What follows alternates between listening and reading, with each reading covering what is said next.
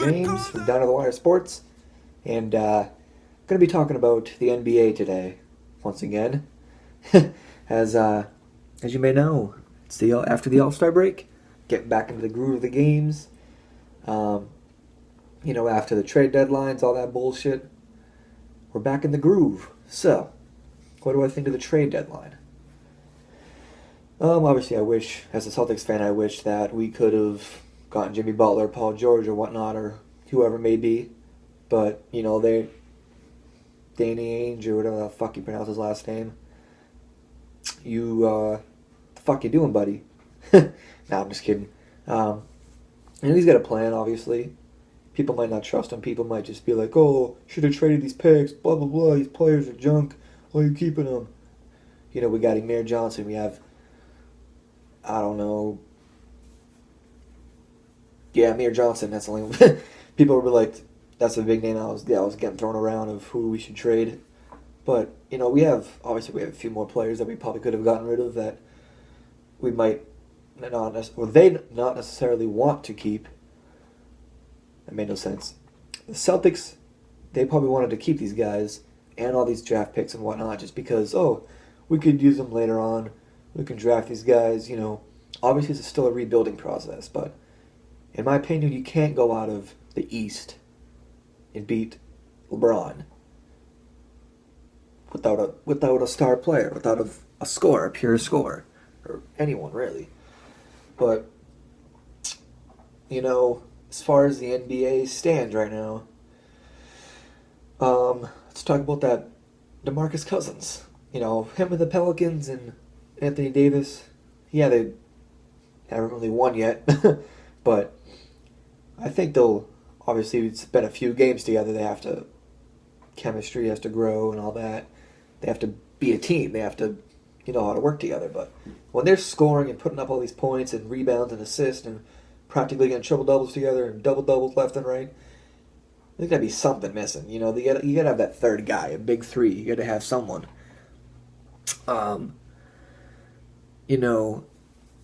As far as I know, there's been a lot of talk about who should be MVP as well. I think there's one guy, and his name's Russell Westbrook, because this man is putting up triple doubles. It's like he's shooting a three. It's like he's shooting a free throw. Literally, he puts it up like he's putting up triple doubles like someone shoots a free throw, dude. He makes it look so easy. He's basically clearly the MVP of his team alone. He should be at the league because, one, he's putting up triple doubles. He's probably averaging a triple double right now. Their team may not be like in really good contention right now, or like playoff spots or whatever. But I don't think there's really anyone besides like LeBron and like, I don't know, maybe like Kyrie Irving or someone from Golden State that could really compete for the MVP title. But I don't know. That's basically my guy. I really think it's kind of blown away right now of who you have as a contender for MVP, because who can put up that many triple doubles? And you still have a few months left of the season. Like, dude, he's gonna get like fucking 50 triple doubles. Like, that'd be insane if he ever got that. But I think he's at like what 29 or 30 right now. But that's insane. But then you have, I'm kind of just going all over the NBA. It's kind of just like talking about kind of like a halfway mid-season report type thing. You have all these teams in the East and West. You have the top 8 seeds, obviously. Do I think, I know the Pelicans are fighting for the last seed.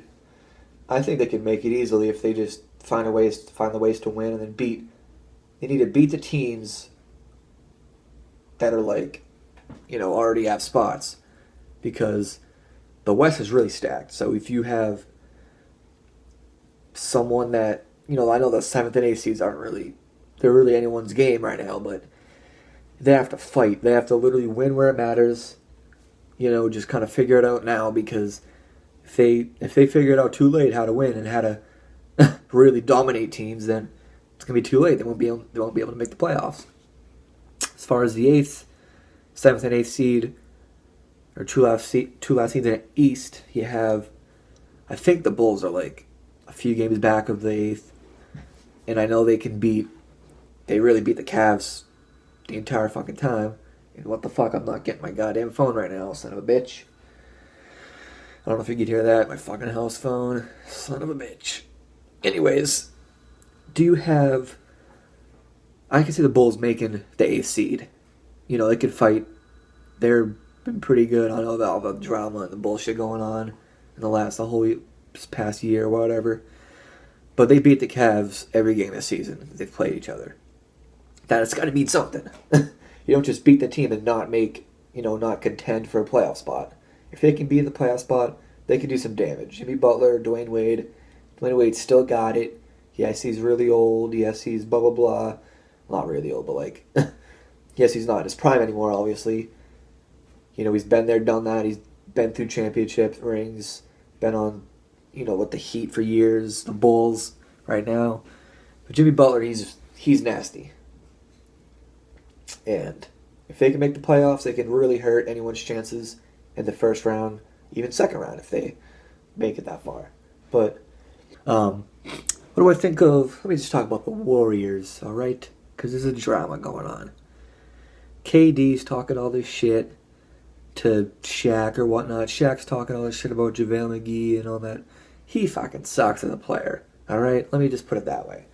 You don't go on Shaqtin' a Fool because you're the NBA's greatest player. Yeah, obviously you make the mistakes to get on there. It's a fun little segment. You see what missing a dunk, get rim stuffed, you air balls, shitty passes, whatnot. You trip and fall, flopping. It has it all. It's fun. It's funny.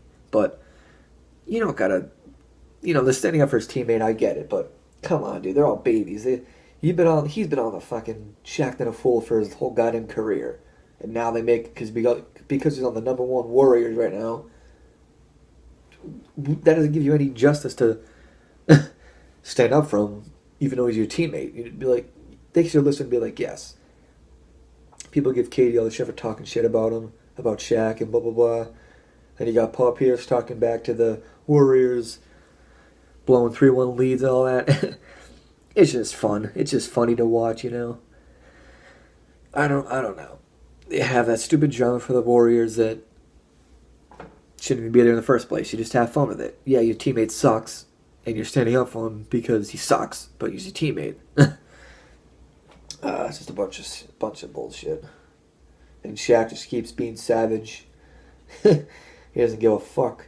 He just does whatever the hell he wants. As far as the Cavs are concerned, you have the whole talk about LeBron wants another playmaker.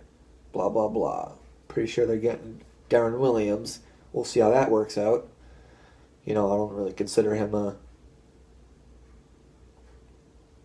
the playmaker they need, but if he helps them on the bench or whatever he's doing, or if he just happens to be a starter here and there, who knows? I don't follow the Cavs, I don't give a fuck, but we'll see. Yeah, so if you enjoyed this video, don't forget to drop that thumbs